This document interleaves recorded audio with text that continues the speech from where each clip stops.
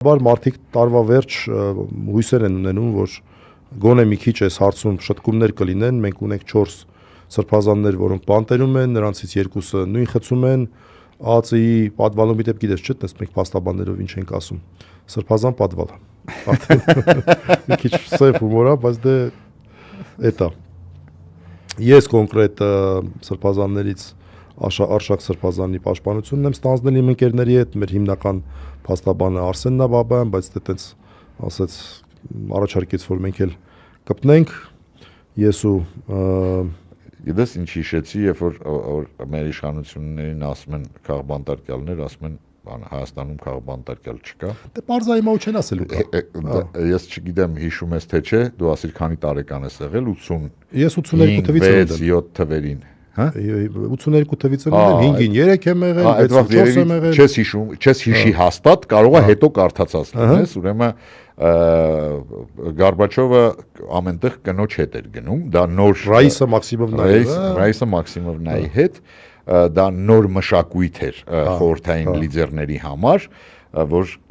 հա первая леди, այսպես ասած, առաջին գաղափարը չկար այդ գաղափարը ու ինչ որ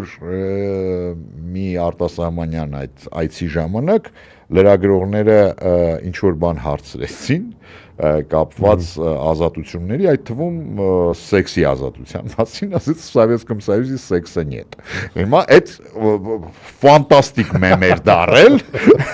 Հիմա էսա էլի լրիվ։ Հիմա մեր իշխանություններն են Հայաստանում քաղբանտարկել չկա։ Դա նույնն է ոնց որ Ռաիսա Մաքսիմովնան ասել էր որ в Советском Союзе секса нет։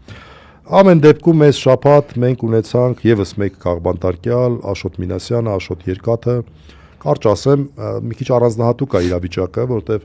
ոչ թե կալանավորված է Աշոտ Մինասյանը, այլ նա արդեն ազատազրկված է։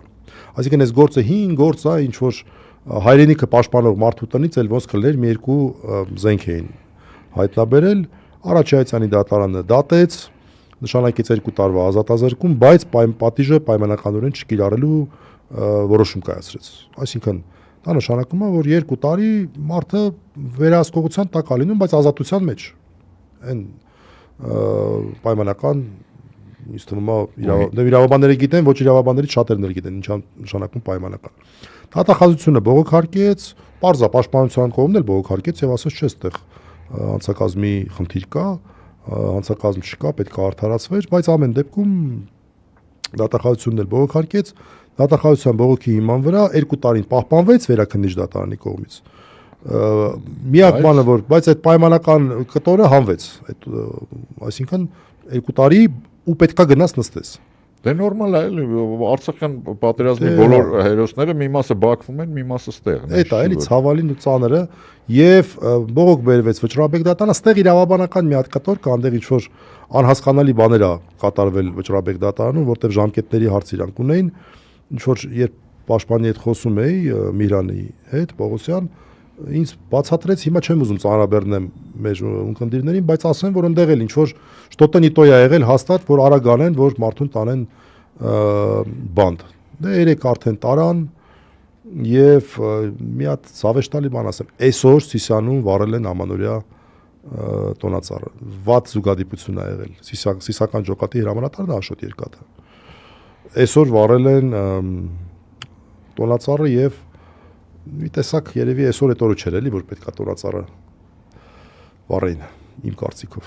իրանք գիտեն ընտրությունը իրենցն է դե հա